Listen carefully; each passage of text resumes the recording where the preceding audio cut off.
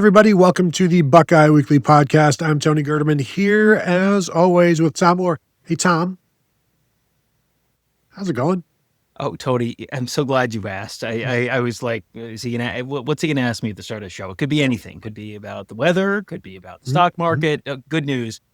It's just about my feelings in general. So, Tony, it's great, and here's why. We're less than 3 weeks away from the first Ohio State football game of the season, and Tony, it is a football game of some consequence. So, as you may have heard, number 1 versus number 2, or number 1 versus number 3, depending on who you ask. And I was not shocked at all to see Ohio State number 3 in the AP poll, which is the media poll. And as I've said on this show and on Buckeyes Tomorrow Morning, wherever we talk about it, every single media poll outlet magazine has had Penn State ahead of Ohio State. The only place that has Ohio State ahead of Penn State is the coaches poll.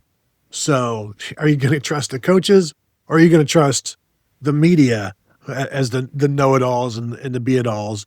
Tom, I'm also doing well. Thank you for asking. I was just fast forwarding. I don't recall asking, actually. I'll put it in. I'll just add it, drop it in. Grok? I was looking on the TV guide, not the on the TV, to see if I can fast forward to where I can start recording football games, college football games, and I'm still like the 21st, so I can't quite get to week 0 yet. But man, it's in the air and you can feel it.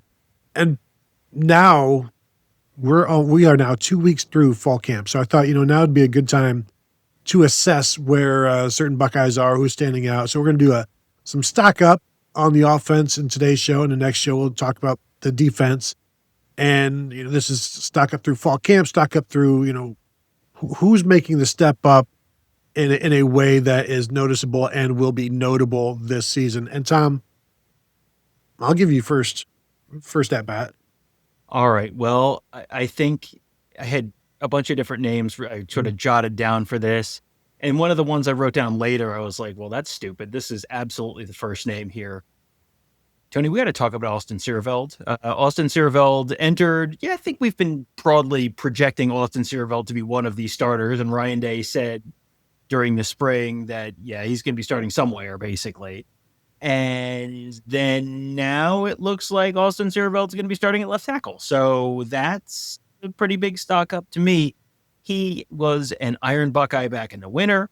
He was an Iron Buckeye over the summer. He certainly seems like if we're going to do a poll of who's most likely to be a captain this year, he's probably on that list for me. He's projected to be the starting left tackle now, in a spot where, this is not a by default thing. They brought in a guy who was viewed as, okay, Ethan Onyema, very likely to be the starting left tackle. Ethan Onyema even started fall camp as the left tackle when we were watching camp the first week. And then Austin Siereveld has seemingly grabbed that job with both hands and held it all for himself. A little selfish, but that's okay. Other than that, he's been pure captain material, it sounds like, this year. So I think he, for me, is an easy number 1 on that list. Please don't say he's holding, Tom. Don't say he's holding on to something.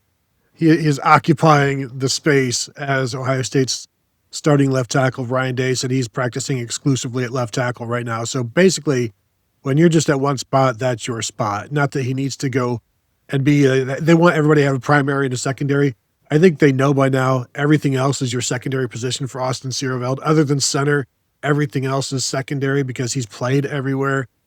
And he's a 2-time Iron Buckeye with Sonny Styles and Jeremiah Smith. And I remember I was at his commitment ceremony at his high school and staring at him, I'm like, he reminds me of Sonny Styles and Jeremiah Smith. These three are all very similar, and he blew everybody away last year in fall camp, and then just continued to play and left the season as a utility starter at guard and is now Ohio State's left tackle. I'm not sure there's many better risers and stock ups than that guy. I know, Tom, we're going to be talking to the offensive linemen on Tuesday, so we're going to be getting into more of this. I'm going to stick on the offensive line. Phillip Daniels at right tackle right now has kind of come out of nowhere, because I know when we've talked about this offensive line, maybe we spoke too soon about how all the 5 is set. We feel pretty good about the starting 5, and Ohio State and Ryan Day feels pretty good about the entire 10 that he has in the two deep. But right now, it looks like Phillip Daniels is currently the number one right tackle. And Ethan Oniano has been moving back between guard and tackle. Ian Moore is at left tackle behind Austin Siereveld. And I know there's been a lot of conjecture and consternation about, does this mean that Ethan Oniano has been a bust or whatever? Like, I think, Tom, the thing to keep in mind is that Phillip Daniels hasn't moved just past Ethan Oniano, but presumably has moved past Ian Moore as well. So he's taken a big jump to be that number 2 offensive tackle now through 2 weeks of camp. So you're saying that there's 2 busts and not 1. Is that what I'm hearing? That's boy, Tony, I don't know that I'd go that far, but I'm not gonna speak for you. No, I think this is one of these cases where sometimes every time there's a fall camp story and every time someone completes a pass in fall camp or doesn't complete a pass in fall camp, is this a good thing for the wide receiver or is this a bad thing for the defensive back? And this guy has jumped ahead of that guy on the depth chart. Is that because this first guy is the next Orlando Pace? Is it because the second guy constantly ties his own shoes together and can't pass block off the edge? And this feels much more like this is good news for Phillip Daniels than this is terrible news for Ethan Oniano and Ian Moore. Because Ian Moore, coming out of last season, you had a sense for where they felt like Ian Moore was. Ian Moore was a true freshman who was out there playing with he had sort of passed George Fitzpatrick to be the fourth tackle last year. And so you had a pretty good sense for where he was, and he looked pretty good this spring when we got to see him. And so I think this is something that probably says much more about Phillip Daniels than it does about Oniano or Moore. And, if they have another year of, I guess technically this would be Austin Sierveld's third year. So technically Austin Sierveld could turn pro after this year, which is a conversation that is one of those good news, bad news situations for Ohio State. If you're having the conversation, that's good news.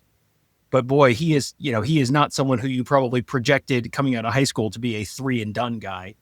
Obviously a long way to go between now and the NFL draft evaluation process, but you at least have that in the back of your head. And if and when he does leave, then I think that they're probably feeling reasonably good about Ian Moore being his replacement. But yeah, I like that pick. That was another pick for me.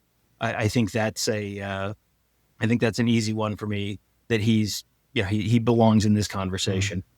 Next up, I'm going to say Julian Sayin. And, you don't ever want to read too much into what coaches say, but when Ryan Day, there's no one more cognizant of not overly gassing up a young quarterback than Ryan Day. Ryan Day is going to be very cautious with his words. Ryan Day is going to be very cautious with his praise. Ryan Day's, wants to make sure everyone knows, well, there's still work to do and it's still a quarterback competition and all that kind of stuff. You listen to Ryan Day talk on Monday, and it sure seems like he's a pretty big fan of how Julian Sayin's been competing this camp and the step that Julian Sayin has taken, both in terms of on-field play and leadership and all that kind of stuff. And at one point he compared his release to Dwayne Haskins, which is like, okay, well, you were here for Dwayne Haskins, so you know what Dwayne Haskins' release was like. It's like he's saying all these things that are kind of like, you don't want to say too much, but you saying things that are like, boy, he's not saying too much, but he's saying stuff that you would be the stuff you'd say if you were pretty high on him. So we saw Julian Sayin for the first 3 days of fall camp. Felt like he pretty clearly won 2 of those days, I would say. And, the third day of camp, he was really at his best from what we saw. You can sort of project forward and you can sort of, put on him what Ryan Day said about how he played in the scrimmage. And I think all of that is, I entered fall camp with the expectation that Julian Sayin was likely going to be Ohio State's quarterback. My expectation for the likelihood of that happening has only gone up since the start of fall camp. So I will say that constitutes a stock up for me. Yeah, he was on my list as well. You mentioned the Dwayne Haskins thing. Day was also asked if this quarterback competition reminds him of any quarterback competitions he's had before.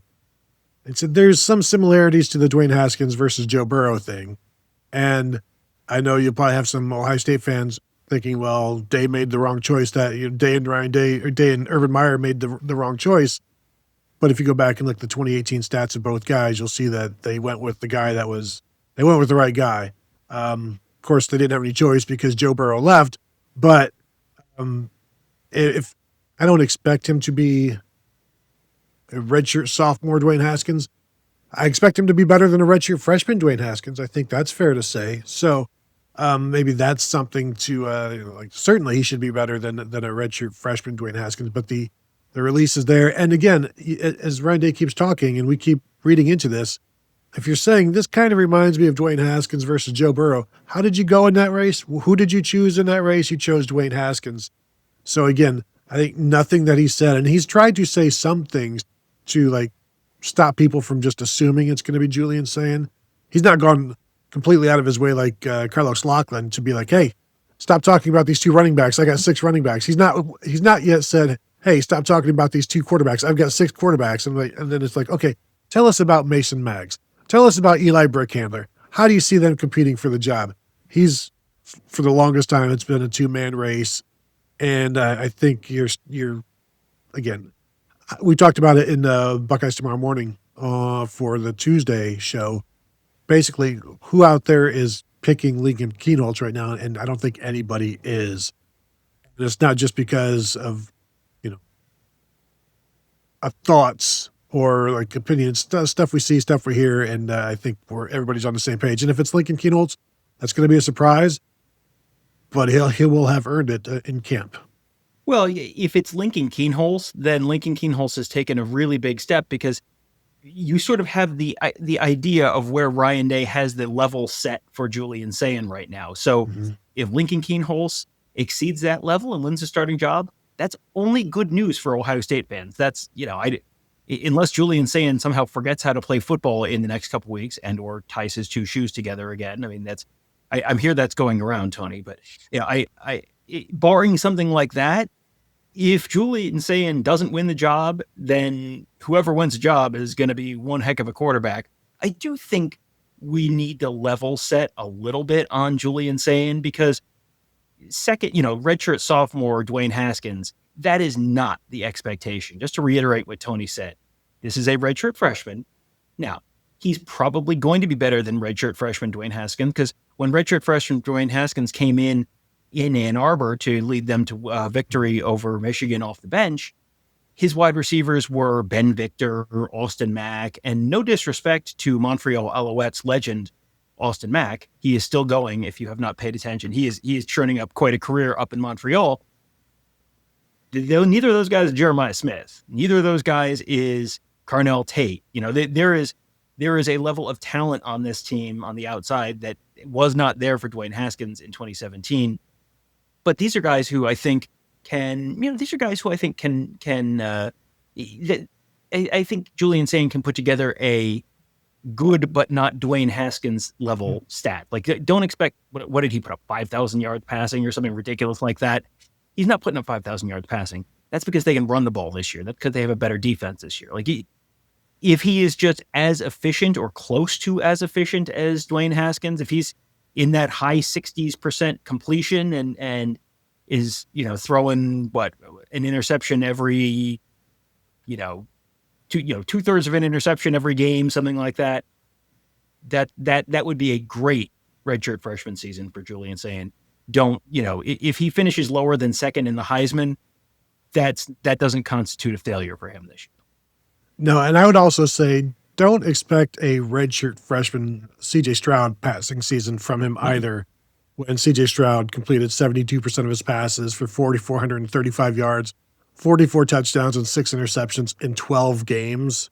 Don't expect that. No. You're throwing for 369.6 yards per game. I'm not saying Julian Sayin's going to struggle or anything. He's not going to do that. And again, they won't need him to.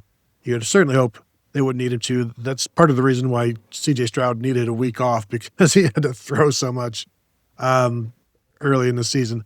So my next guy here is somebody that, to me, I may be alone in this, but I did not have the highest expectations for coming into the season. But after seeing him in camp, I now see it. And that is Brandon Inniss, who, we've saw bits and pieces of, and last year, like he made plays when he was given an opportunity to, but I don't know that you ever saw anything explosive and where you're like, wow, they need to find a way to get this guy on the field. I don't know that we ever had that moment where it's like, you need to get the ball to this guy because he can do something with it. Seeing him in fall camp, I'm of the opinion of you need to get the ball to this guy because he can do something with it. And we've talked in the past about how he set all personal records in the weight room and the speed and all of that sort of stuff.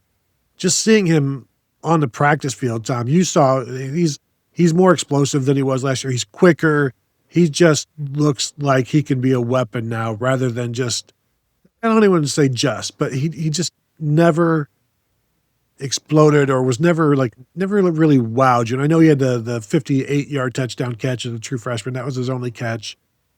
This is the first time that I've seen him in an Ohio State uniform where he looks like he belongs, and not just he belongs, but he can do something with it. Yeah, well, he can absolutely do something with it. He's come a long way over the course of the spring and summer and into fall camp. This is also, you look at what Emeka Egbuka is doing in the NFL right now, and you kind of go, okay, so there's a reason he wasn't playing. This is not just, he was a bum last year, and that's why he didn't see the field. It's like, no, he was behind one of the more underrated players in Ohio State football history, probably. That was why he didn't play so much last year. This year, man, he is a real sky's the limit guy because you look at the Ohio State offense this year, and okay, you know what you're getting out of Jeremiah Smith, and you know Carnell Tate is going to have a pretty darn good year this year because he's gonna be a little higher in the pecking order probably without Emeka Egbuka there. You also know Max Clare, boy, he's going to bring a lot to that tight end room in terms of being a weapon. We talked to Carlos Loughlin about all the running backs out of the backfield and what they're going to do in the passing game, and the offensive line sure seems like it is arrow up as well. So, and then we mentioned the quarterback being arrow up, and it's like, boy, Tony, this feels like a lot to be optimistic about with the Ohio State offense. And what that means is, yeah, they're going to spread the ball around a lot. So you might not see 70 catches, 80 catches for Brandon Inniss this year, the way you saw, KJ Hill kind of single season numbers or Paris Campbell kind of single season numbers. But when he gets the ball, he's not going to have two guys on him very often. He's going to have some space to operate. And the way he has looked so far this year, it seems like he's going to be able to make the most of those opportunities. So again, I don't know if this is a, 60, 70 catch, 1,500 yard kind of season. I'm not expecting that. But when he gets the ball, whether it's 35 catches or 40 catches or whatever it is for him, you get this sense he's going to break some long ones, and you're going to see him splitting safeties and all that kind of stuff. Like it feels like you're going to have a couple like, oh, he's faster than I thought he was. You're going to have a couple of those moments watching games this fall. Yeah, I think before the season, we're going to have to do an over-under show, and I want us both to be on the record about Brandon Inniss because I'm not sure where to go with this. Maybe Carnell's type of season from last year, but maybe a couple more touchdowns, something like that, where 50 catches, 700 yards. I don't know. There's just so much variability with the passing game, and the slot receivers usually do pretty good at Ohio State, but we'll see. Who you got? Well, I just did. You did Carnell, or you did Brandon, and so I guess it is my turn. Boy, so if we want a little peek behind the curtain, I had 4 different tight ends here with their names with a question mark after them, and 3 different running backs we have. I think we had talked about doing this as 5 Buckeyes who are arrow up, but boy, there are a lot of choices here. Mm-hmm. I'm just going to take by the numbers. I got to go with a tight end here. I'm going to go with Nate Roberts because Nate Roberts is someone who came in, and this is, again, let's level set here. No one is saying he's going to beat Max Clare out for the tight end 1 job. No one's saying he's going to beat out Will Kazmarek for the tight end 2 job, or Bennett Christian, or maybe even Jelani Thurman. But to be a true freshman tight end and to have already lost your black stripe, Keenan Bailey talks all the time about the challenge of being a tight end at Ohio State and having to be a Big Ten level wide receiver in terms of receptions, but also to be able to block a Big Ten defensive end off the edge. To have lost your black stripe at this point of fall camp as a tight end is insane. That is crazy. because we do the black stripe draft every year. And at this point, we've gotten pretty good at identifying the trends.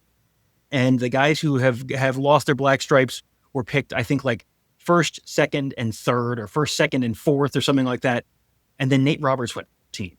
It's like we know exactly the order this is going to happen in, except tight ends don't lose their black stripes that early. So to me, he's someone who I don't know what this is actually going to look like in terms of on-field productivity this year. This is more of a, this is maybe more of a lifetime achievement award, looking, a forward-facing lifetime achievement award. Like I have seen and heard in fall camp 2025 is really changing what I think about the Ohio State tight end room in 2026, 2027. But man, Nate Roberts feels like he has really made some significant strides already. I've tried to be on the record as many times as I can about Nate Roberts and saying that he's going to be really, really, really good. And at some point, I'm probably going to have to like put my foot down on just how good, like the best of all time at Ohio State or something like that. But I will say, Jelani Thurman, he and Malik Hartford were the second and third Buckeyes to lose their black stripe in the spring of 2023. Carnell Tate was the first, and then those two lost their black stripes together about a week after that. So, like we talked about, it's a pretty good indicator, but also depends on what kind of room you're in. And Jelani Thurman has been in a very good room. Nate Roberts is in a very good room. There are constant challenges, but there's everything to like about Nate Roberts. And he's not just split out wide or into the slot. I'm a flex tight end. He's all of it, and he's making catches already. And again, impressive that he is doing what he's doing already. I got one other one that I have, and I'll just throw Bo Jackson out there, freshman running back. But I also feel like we were talking before the show, like, shouldn't James Peoples be here? But I don't know. These are stock risers. His stock is always high. So, like, I don't know, like, there's no rising because we've just always, like, everybody just has some up there already. So it's not taking him for granted, and we're not just assuming that, but we are assuming, but I don't know that we talk about him enough just because there are no questions about him. There are no surprises about him. You got anybody else? You mentioned 4 tight ends. We don't need to go through all of them, but you got anybody else you want to throw out there? Well, I had Bo Jackson on my list. James Peoples would have been on my list. CJ Donaldson too. I mean, you listen to Carlos Loughlin talk about CJ Donaldson, and you can tell he's pretty intrigued by what CJ Donaldson could do this year. And CJ Donaldson, man, is CJ Donaldson happy to be at Ohio State. Like, there are players where, they're very businesslike and they're very, like, CJ Donaldson, maybe he's always like this. Maybe if you go back and watch every single interview from West Virginia, he is the happiest guy on earth. But man, he sure seemed like he is the Matt Patricia award winner on offense, I think, this year for, like, this guy stopped smiling at some point, right? I don't know that I've seen him stop smiling really at Ohio State. We'll see how it goes, but he said he feels faster. He's lost like 20, 25 pounds in the Ohio State strength program, running faster, running harder. He, with his background as a wide receiver, they are very intrigued. I think they are, capital O, capital I, officially intrigued by what he could do out of the backfield as a pass catching running back. I think you're going to see an impact from him that's probably bigger than I expected at the start of the season. Go back to the spring, and I think we were talking about him being maybe like a 700-yard rushing running back, and maybe he's in that 700-800-yard rushing. But if you told me he had 250 yards receiving or something like that on top of that, if he was in the 1,000 total yards of offense kind of range, that wouldn't be a surprise at all. And I think that would be an arrow up for me as well. Yeah, I had to take him off of my list to put Phillip Daniels on there in my top 5. He is an interesting third down back because he's not your typical third down back. So there are some different things they could do with him. Tom, Wildcat. I'm just saying the QB power with him as the JT Barrett. See how that goes for you on short yardage. But there you go. Go ahead and throw your own stock ups. Stock. I don't know. Is that a noun that can we pluralize? Stocks up. I think it's an attorney's general situation. Okay, perfect. Mothers-in-law type of thing. Go ahead and throw your own mothers-in-law.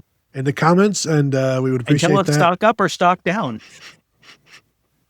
So if you're watching on YouTube, go ahead and hit that thumbs up. We would appreciate it. And of course, 5-star rating and review is always appreciated as well on your podcast platforms of choice.